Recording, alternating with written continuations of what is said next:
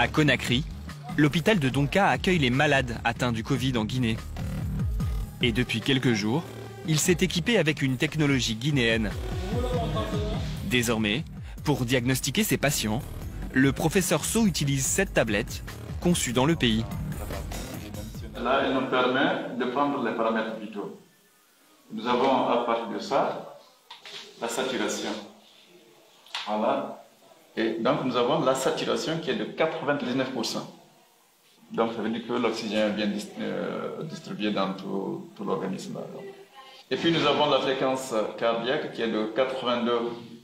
Mais en plus de ça, à partir de cette caméra thermique-là, on peut prendre la température. Ça permet de suivre les constantes vitales des malades. Quantité d'oxygène dans le sang, rythme cardiaque, température, cette tablette permet de mettre en évidence les symptômes de la maladie. S'il y a une couleur rouge, ça veut dire qu'il faut intervenir. Il faut intervenir, il faut revoir pourquoi il n'est pas bien, pourquoi il désature. Il faut l'examiner et puis il faut l'envoyer.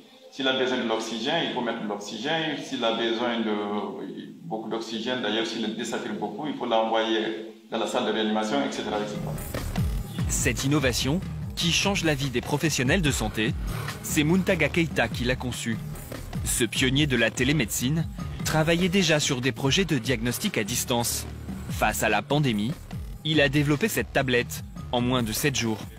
Lorsqu'il y aura, je l'espère bien, une centaine de tablettes autour de l'hôpital ou dans la capitale, et bien que toutes ces informations-là soient unifiées et qu'un même patient qui puisse être suivi sur toutes les tablettes en même temps. N'importe quelle tablette, en mettant le nom, peut reconnaître le patient et intégrer ces données. La tablette est en cours de test par les équipes du professeur So.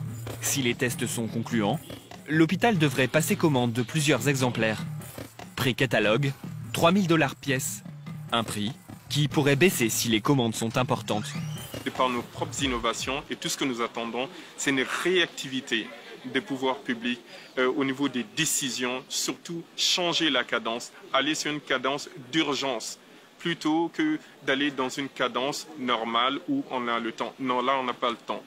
Nous n'avons pas le temps d'aller dans un processus d'homologation Union européenne ou autre. Il s'agit de Covid, un virus mortel. On essaye d'aller vite pour sauver des vies. Si on peut sauver une vie, on sauve l'humanité, donc ça en vaut la peine pour nous.